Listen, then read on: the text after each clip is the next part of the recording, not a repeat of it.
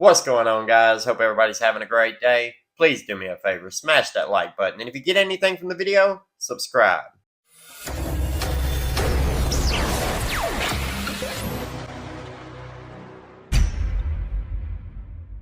Is Bill Thompson going to seek the death penalty? Are the parents going to insist on it, and will he comply?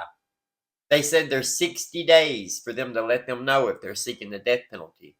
Why have they not already told them? Do they not know if they're seeking the death penalty? We're working out plea deals in the background?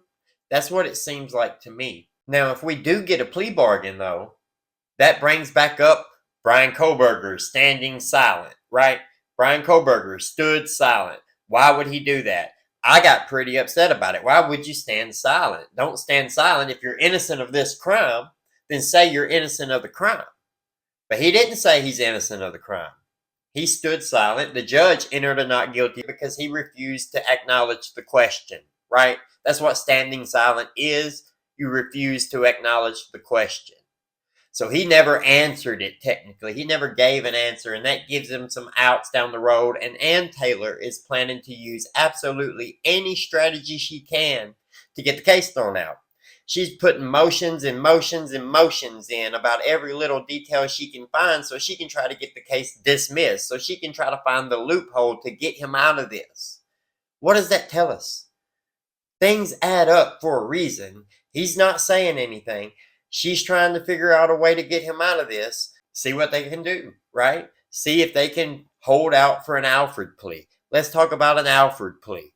The name Alford Plea is taken from the case North Carolina versus Alford. An Alford plea, also known as a best interest plea, registers a formal admission of guilt toward charges in a criminal court while the defendant simultaneously expresses their innocence toward those same charges. I can see that you have enough evidence to prove that I did this, but I didn't do it, right?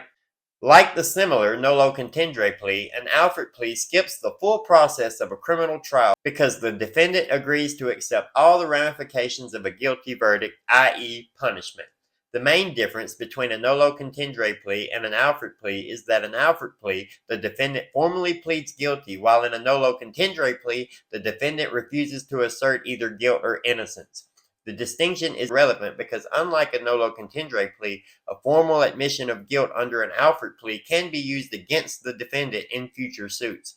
As with all plea bargains, an Alford plea is not a right, and it's ultimately up to the prosecutor, Bill Thompson in our case, and the judge in our case, to decide if they will offer it. A few states like New Jersey and Indiana expressly forbid Alford pleas.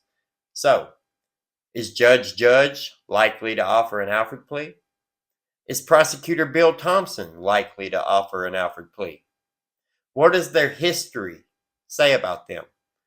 Does their past answer those questions? How many people has Bill Thompson sentenced to death? Of those people, how many have been executed? Look that up. The answer is 0. 0. Bill Thompson is the prosecutor in the case. How does he feel about capital punishment? How does he feel about the death penalty in general? That's a heavy burden for anyone to hold. If you're the prosecutor and you say, yes, I'm seeking the death penalty, you better know damn well that person you're prosecuting is guilty, right? You better be able to tell that story clearly and other people hear it and understand.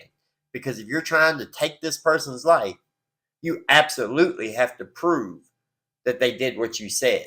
Are we going to get a plea bargain? What do you guys think? Let me know down in the comments below. Like the video, subscribe to the channel to see more, hit that notification bell so you get notified anytime I post. Have a great day, and we'll see you later.